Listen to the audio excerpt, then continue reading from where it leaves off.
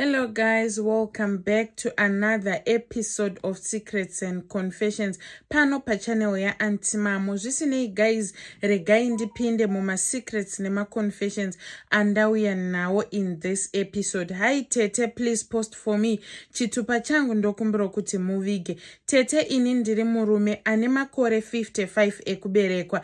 Ndauyawo ne confession yangu iyo yandiri kukumbirawo kuti mundipostire ndinzwe kuneve dare kuti ndakakanganisa here. Antimamoyo 10 years ago ndakashayikirwa nemudzimai wangu. Mudzimai wangu achizofa akafa mushure mekunge asangana nechirwere chegomarara rechibereko. I tried everything that was in my power kuti ndinge ndichita kuti mukadzi wangu ararame, but unfortunately Mwari vakabva vatara nguva yake vakati nguva yake yainge yakwana. Zvisinei ndakagamuchira rufu rwemudzimai wangu, ndakabva ndamuitira the best funeral, ndokubva ndamutengerawo coffin rakanaka, ndokubva mudzimai wangu avigwa. Vanhu vekumusha kwavo pavainge vakuda kuisa tombstone, ndakabva ndavaudza kuti vandiudze kana vakuda kumuvakirira guva rake, ndokubva vandiudza. Ndakamuisirawo tombstone rakanaka as a way of showing her love, nekuda kwekuti mudzimai wangu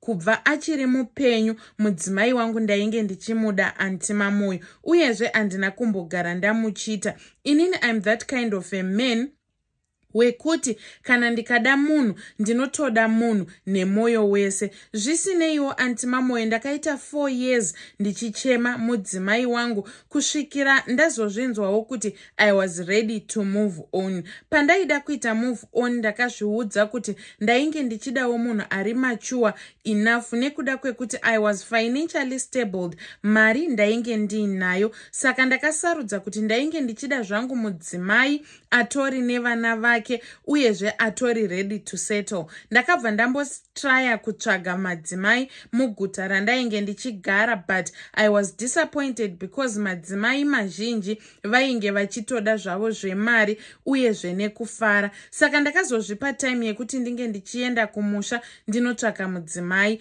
Time yandakaenda kumusha ndakabva ndasvika, ndokubva tete vangu vatondiudza kuti patori nemumwe mudzimai atori single, she's a very good woman, atori right, akarambwa nemurume wake mushure mekunge murume wake atongobatwawo neshavi rechipfambi aishungurudza mudzimai. Zvisinei ndakabva ndaudzwa kwainge kuine mudzimai iyeye, ndokuenda ndokunotaimira anti kusvikira ndamuona. Ndakamuona mukadzi uya, ndakamuda. She was simple and humble. Ndadero ndakabva ndamusvitsa shoko rangu randainge ndauya naro. Mudzimai uya akabva agamuchira shoko rangu. Zvisinei akabva atanga kundiudza nhoroondo yeupenyu hwake hwese. It was painful, but ndakangozviudza kuti she's the kind of a woman wandiri kuda ane background yakaita seyake. Zvisinei tete takatanga kufambidzana mune zvakanaka painge pasina dambudziko. Ndakatangawo kutochinjawo life yake. Zvisineiwo she appreciated me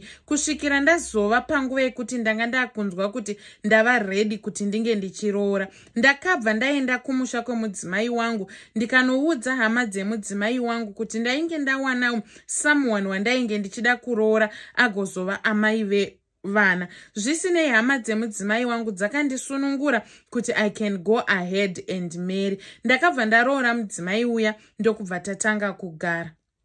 Antimamoyo takati tagara nemukadzi. She was good for the first 3 years dzatainge tichirarama, but mukadzi uyu kubva zvaakangoravira dhorobha rikapinda mukati menyama dzake, she started going wild. Akaita wild zvekuti ndakabva ndatanga kumukonewa Antimamoyo. Apa mukadzi uyu ainge atori mudiki kwandiri. Akabva atanga kundiudza mashoko aindirwadza achiti iwewe chero ukandibata ndichihura hautombofanirwi kuvhunduka kana kundibvunza, just because age difference iri pandiri newe haitomboenderani zvamu chose. Ndiri kudawo vanhu vaage yangu uyezve vanovhaiba the same way that I do. Antimamoyo moyo wangu wakatanga kurwadza zvekuti kana nini ndega ndaiti chero ndakarara kudai so ndaitombova netime yekuita like ndichapfira kuhope. I went through depression imwe yekuti kana neni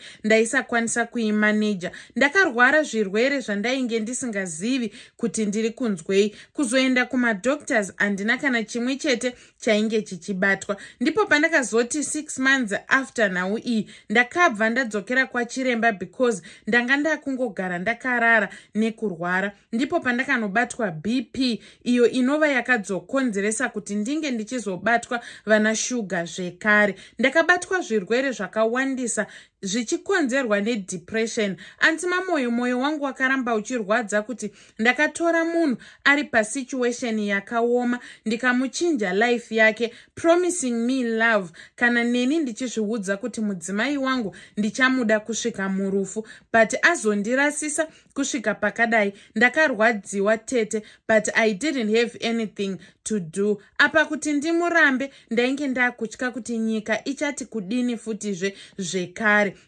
Moyo ndakabva ndangoti okay, no problem. So one day ndakabva ndangoti since I'm going through this stress, rega ndimboenda kumusha kwemudzimai wangu. Ndakabva ndaenda kumusha kwemudzimai wangu, ndakatenga grocery, ndakatenga zvakasiyana siyana, ndokudrive hangu, ndokupinda mumota, ndokusvika. Ndasvika ikoko ndakasvika ndikaonana nema-in-laws angu, ndokutaurirana navo, ndokubva ndambovati ndine maflowers andatenga, ndandichikumbira kuti ndimboenda paguva remudzimai wangu ndinomusira maflowers awa, ndichingomuudzawo nenhuna dzinondinetsa mukati meupenyu hwangu. Zvisinei in-laws angu, they gave me the permission to do so. Ndakabva ndaenda paguva remudzimai wangu, ndokusvika ndokusiya maruva. Moyo ndakachema zvandisati ndakamboita mukati meupenyu hwangu nekukura kwandakaita kudai. Ndakachema ndiri paguva remudzimai wangu zvekuti ndakaita 3 good hours ndakagarapo ndichinzwa kuti handikwanisi kuti ndiende kure neguva iri, because ndaidemba kuti mudzimai wangu, since the time that you left me up until today I have no peace. Ndakarorawo umwe mudzimai ndichifungidzira sokuti pamwe kuda achandinyaradza, but that lady has failed to replace you. Mukadzi wangu, dai wanga uripo, dai zvese izvi zvisiri pano. Ona izvezvi ndakutonwa mapiritsi ezvirwere zvisingaverengeki, uyezve zvandisingazivi kuti zvirwere izvi zvinobva nepi. Ndakarwadziwa ndikasiya misodzi yangu yese iri ipapo. Moziva chero tezvara vangu vakati vachindiona maziso akatsvuka ndakazara madziwa, vakarwadziwa Moyo, but hapana zvavaikwanisa kuita. Ndadaro ndisati ndabva paguva remudzimai wangu, maruva aya andainge ndauya ndikatsveta paguva rake pakangoita chavhunguzani champupuri, mhepo yakangobva kwayakabva ndokubva yauya ikasimudza maruva aya akaenda mudenga, zvekuti handina kuzomboona kwaakanodonhera kana kwaakanomhara. Maruva ndokuenda. Zvisinei ndakabva ndabva paguva. Vana tezvara vangu handina kukwanisa kuti ndinge ndichivatsanangurira nyaya chaiyo yainge ichindinetsa iri pakadzika pemoyo wangu. Iwo they just thought kuti maybe munhu kuuya kwaaita asuwa mudzimai wake, but honestly speaking Moyo, ndainge ndauya kuzochema mudzimai wangu zvekutomufunga kutomuda chaiko. Then ndakazoti 2 weeks after ndabva kuguva remudzimai wangu, uyu current wife wangu wandainge ndiinaye panguva iyoyo akangotanga kuti mausiku kana takarara aivhumuka achihumana achiti ndiri kuona munhu. Ndakamubvunza kuti munhu wainge achiona akaita sei. She identified exactly chimiro chemudzimai wangu.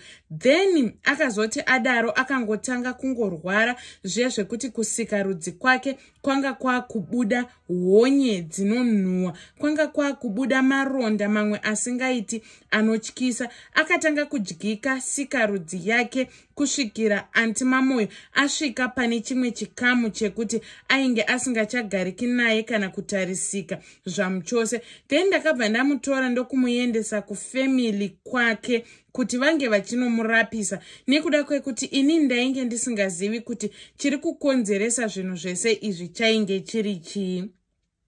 Zvisinei hama dzake dzakasvika pakunofamba naye. Vanofamba nemwana wavo vakanoudzwa kunzi izvoni kundihurira kwaakaita mudzimai wangu akashayika akatsamwa nazvo. Ende hama dzake dzakabva dzazouya kwandiri vachinditi wakaitei mwana wedu wakamugadzira. Ndikavaudza kuti kwese kwamafamba mamboudzwa here kuti izvoni inini munhu uyu ndakamugadzira kana kuti ndine zvandakamuita. I'm sure kufamba kwamaita ikoko mungadai maudzwa. Hama dziye dzakabva dzataura izvoni kuti vari kuda mari yekuti vange vachirapisa mwana wavo. Zvisinei inini to prove them kuti handina zvandakamuita ndakabva ndavapa mari yekuti vange vachienda kuti vanorapisa mwana wavo, but mwana wavo haana kukwanisa kuti ange achipora. Nekuda kwekuti akanzi kuti izvoni ange achipora, ini ndinofangwa kusunungura mwoyo wangu ndomuregerera ndiko kuti azonge achipora kubva kumaronda aainawo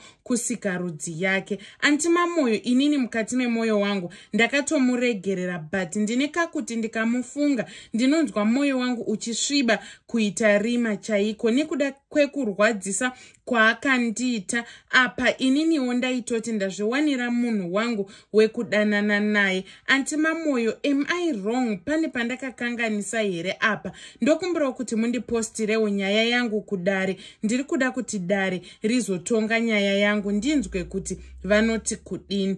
Vadiwa vatereri ndo yanga iri confession ya Heidi. Zvisinei, you can tell us what you think in the comment section. Please don't forget to comment, like and subscribe. But inini hangu personally, I don't think kuti vahanzvadzi makakanganisa because munhu ari kurumwa nechekuchera. Yo zvakaoma. Anyway, ngatisanganei zvekare mune zvimwe zvirongwa zvinotevera.